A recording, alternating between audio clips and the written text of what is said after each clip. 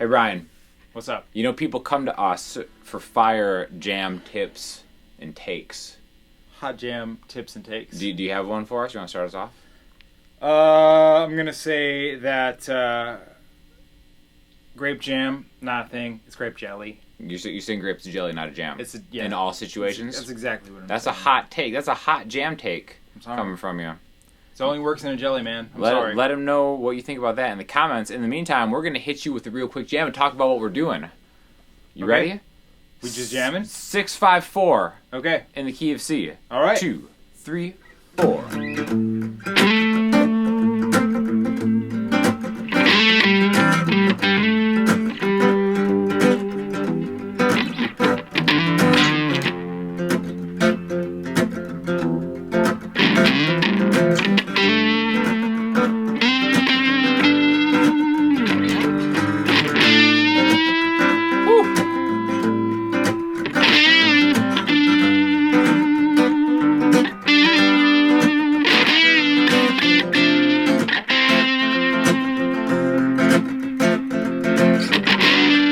Now go to the 1 chord.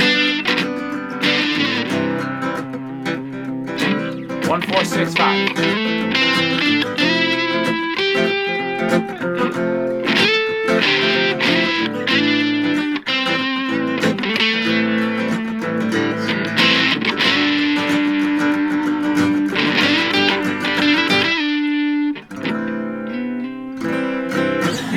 So we're jamming. We're jamming. Right, we didn't prep any of this. We didn't practice it. No. But I was able to communicate very quickly Correct. and efficiently what we're gonna do.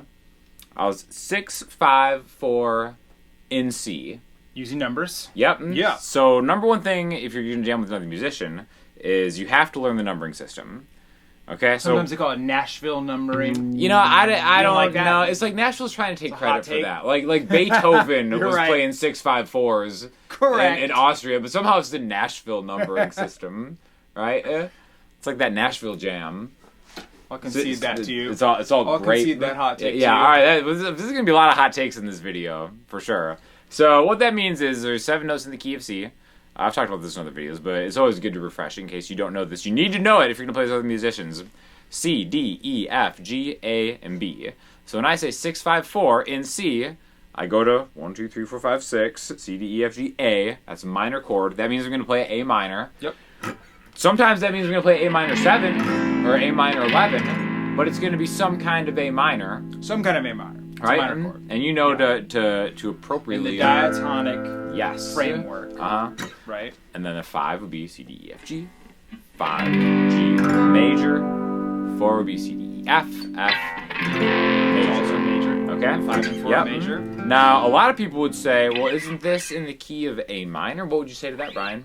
Because I'm playing an A minor Pentatonic. pentatonic, right? Uh-huh. So I would say, some people would say it's an A minor. Yeah, and that would be like a 1, 7, 6 in A minor. Yeah, so it starts to get a little confusing. So technically, unless we're playing some sort of melodic minor, harmonic minor, something like that, typically if we're just doing kind of like basic diatonic chord progressions, I personally like to think of everything from the major key, from Right. the major scale. So Exactly. diatonically from that. So even if it is A minor tonal center wise. Yeah, even if we never hit C, which we did in that jam. For sure. Right? We never Yep. go to the 1, right? We're just going 6-5-4. I would still think of that in C. Even if it never comes home to 1, we're still going to number. And I would say most musicians are like that. So I'm going to do the same thing. We're going to jam again. I'm going to call out the changes, but I am going to make, to go back to A minor, I'm going to set that up with an E7. Just so you can kind of hear maybe like a dominant to a minor 1 sound or whatever. But we're still going to start 6-5-4 in A minor, but in C major. 1, 2, 3, 4.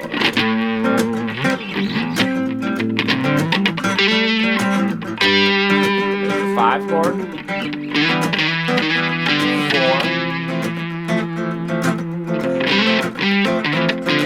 5. Now I'm going to go dominant 7 to go to a 1, 5,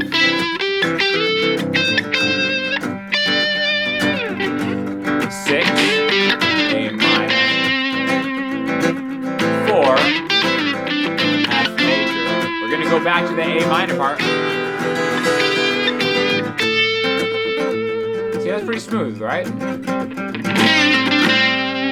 And again, E7 would not be in the key of C diatonically.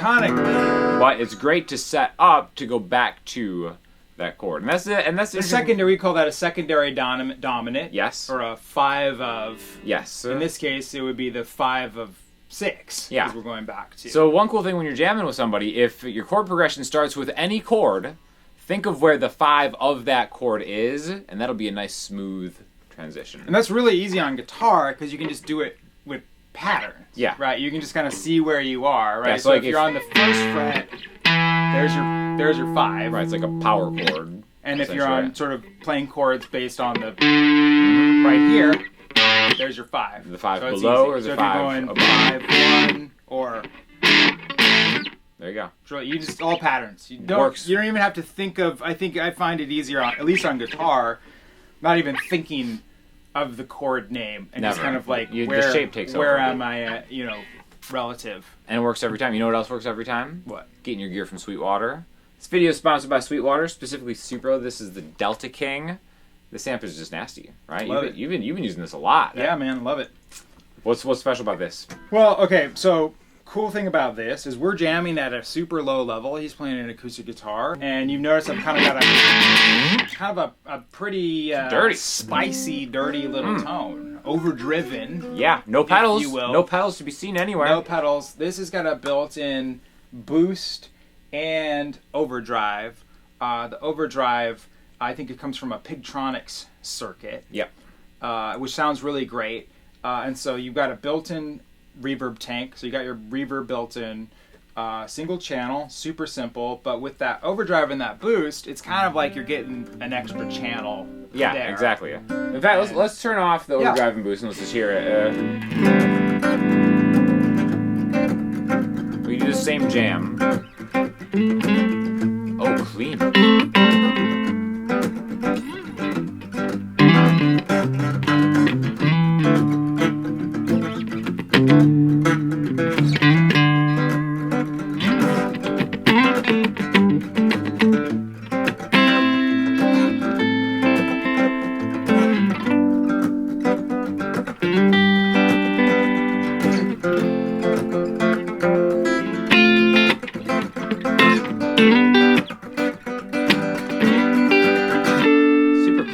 Like nice, yeah, right. But then you get that boost in. Turn the master down, volume down. Ooh. Ready to rock and roll. Ready to rock and yeah, roll. huge fan of the Delta King. In fact, I had one of these in Austin when I was there last April. I got very familiar with them. Awesome amp. So check out some of the Supro stuff. I also heard they have like a really handsome artist relations guy. Oh, I don't know if you've heard that. I don't think I've ever met him. I think you actually did. Actually. Oh, did I? Yeah, Justin. Oh, Justin! Our boy. Yeah, come on, man. Yeah. So handsome. I thought you were trying to like set yourself up as the handsome artist of Supro. They have handsome artists as well. That's right. As does Sweetwater. Justin's our boy. Mm-hmm. Yeah, but anyway, so get all your stuff through Sweetwater because they really help me out like more than you guys would ever really. Click that link. So yeah. Anyways, well, hit us with another jam hot take. Another jam hot take. Yeah. Okay, so how do you know that jam is going to be really good? Well, first of all, if the guitar player has like a huge long beard, that's good. We're talking about like an artisan jam. We're talking about jams. Okay, how do you know? Well, so the little bow, right? It's got a little kind of a tassel or something like a twine ribbon or maybe it's like something. made out of corn husk, you know. The little jar has got a little corn husk around it. Yeah, uh-huh. And then there's that little kind of like old paper. Right. This is on a strawberry jam jar, by the way. Not grape. No, this is not grape jelly. That would be a jelly from the grocery store. No, this is like farmer's market grade. Good, solid. And then there's maybe like a little piece of parchment, and then it's kind of got a script of written about. That's how you know you're getting a good jam. Jam Farms, bespoke. That's how you're getting a great jam. That's how you know it's a good. You can see the little seeds in it. The seeds are the little strawberry seeds. Yeah, you can see those. You can see that. You can smell the botulism. That's how you know you're getting it. So You're getting you the know you real, did a good the jam. real The real stuff. Another guitar jam tip. Okay, that's another guitar. This jam. is why numbers are so great, because you can use the same chord progression, but let's do it in a different key. Yeah. So let's just do it in the key of D. KD. Right? 6, 5, 4 in D. He doesn't even have to think about it. 1. We're in D, 2, bud. 3, 4. Go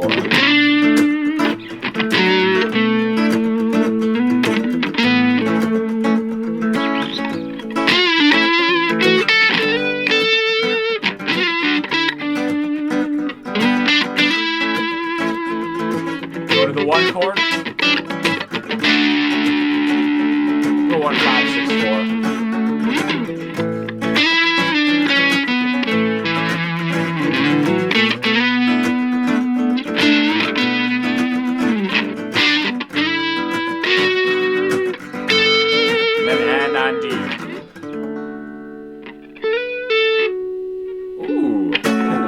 Like it. So that's why you have to learn the numbers. It's the most important thing.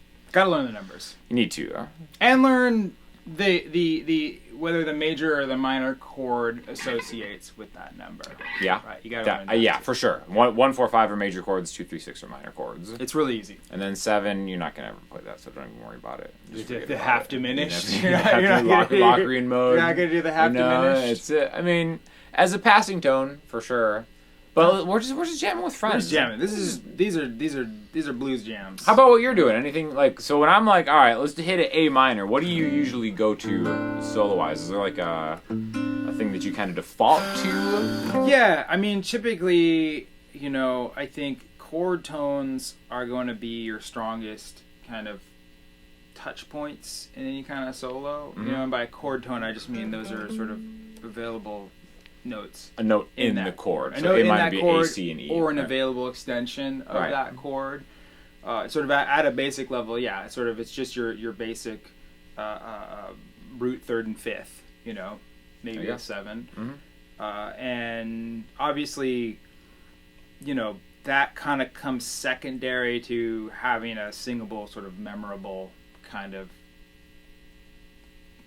solo, right? Sure, you want it to kind of be melodic, and you want it to kind of sound lyrical. And that's like all on you as the lead player. Have a shape, right? Like the rhythm player is usually just kind of like giving the outline. Just giving the outline, and then you paint it. Use your brush. So, and I mean, I think it's just like if you're not, if you're just playing, in a pentatonic position, right? I think the instinct when people first learn kind of like pentatonic is just to kind of always right. Like that's your kind of like, and then you're just gonna kind of do that over it. And I think what's easier and sounds more musical is just kind of find a note to sit on, right?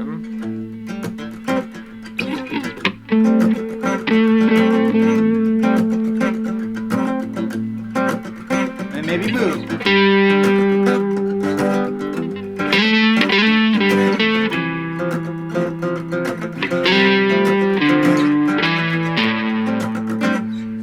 Just keeping it simple actually sounds way more sophisticated than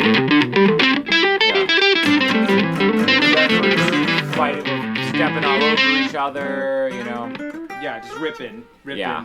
And then I would just say that, the pentatonic, just because the way it's set up, it has fewer notes, 5 notes versus 7. Mm-hmm. It's always going to be a little bit safer as you're playing over sort of both major and minor sort of chord progressions than, let's say, just actually like full major and minor scales. Right. There's a lot of sort of, the thing about that is there's kind of what we would call avoid notes that crop up depending on what chord you're in the progression you're playing on, and those crop up a lot more in the full 7 note scale. And I think we were even talking about the sort of the like a 4-note scale. Totally. You even have less of those issues. That's it. I'm a big fan of actually just going 1, 2, 3rd, 5 instead of like 1, 3, 5. And do you want to show them the 1, 2, 3, 5? Oh, the little. Yeah. right? That's an arpeggio or a 4-note scale. However you look, there's no distinction between how you're looking at it as long as it sounds good. Sure. You know? So I think that's important. And then the next jam tip would be to trust the rhythm player to not screw you. Yeah. Right? Because, again, we're doing all this diatonic, which means all in one key. Right? If I just kind of throw him a curveball, and all of a sudden it's like, oh, did I not say we're going to B major?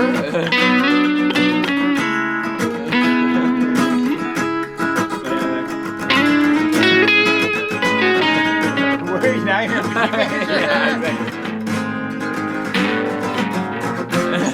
You'll run into some guy like that sometime in your life, and then you'll know that's like a rite of passage for a jammer. Yeah. And you have the guy that's just throwing out. That's like, you know what that reminds me of? That reminds me of, there's that like it's Van Halen video where whatever the tech played it back at, instead of 48K, sample it's at a different at, speed, 44. So it's all like just tuned wrong. So it's not even. It's funny because it's not like a whole step. It's like in between. It's somewhere. Like 25% of a step. It's like 25 cents or something like That's that. Great. Excellent. But the keyboard sounds good in the intro, and of course, the singer can. Can accommodate just that. Settle into that groove. But as soon as Eddie rips into that first chord, it's like, oh my lord! It happens. Great. Look that video up. It's pretty great. You're probably not gonna have to worry about that. However, I do have a friend of mine, Jay Leonard J, awesome guitar player, YouTuber too. We were doing. He was telling me a story about how he was at a gig and it was just guitar and piano, and something just didn't sound right, and he looked at his helix or quad cortex or whatever, and his pitch was set to 442. Oh, there you go. Somehow his tuner was set his tuner was set to the wrong thing, so he was just a little off, and he couldn't vibe with it. So that happens. That's the thing. It happens. Yeah, But take our jam tips and tricks to the farmers market, to the blues jam, wherever. Don't get botulism though. Don't get botulism. We're not responsible for that. Not financial advice. No, it's not the Jim Cramer of licks. Of jam licks. Not financial advice. But thanks to Sweetwater and Supro for sending over the amp. And Brian, thank you for helping us out. Brian's the composer for Finishing Move Inc. They make video game music. We're going to link you to his channel in the description. So jam along to some of the new Callisto Protocol music. That's a great sound bed. It's a real one to find. Was there a key that you guys settled in? There's not so much diatonic harmony. No, there's a little bit of rubbing. But hey, what's perfect about that is you can play anything and it's going to sound scary and horrible and clusters and exactly. You could do that. And it would sound great. It would sound. That's the whole thing about atonal music. Clusters and stuff like that. Keep it atonal. It's supposed to be that way. Let's see that exactly. If you ever screw up, just pretend that you did it on purpose. Just be like, yo, I was going for something atonal. Mm-hmm. That's what. Then settle back into your blues jams. Back in.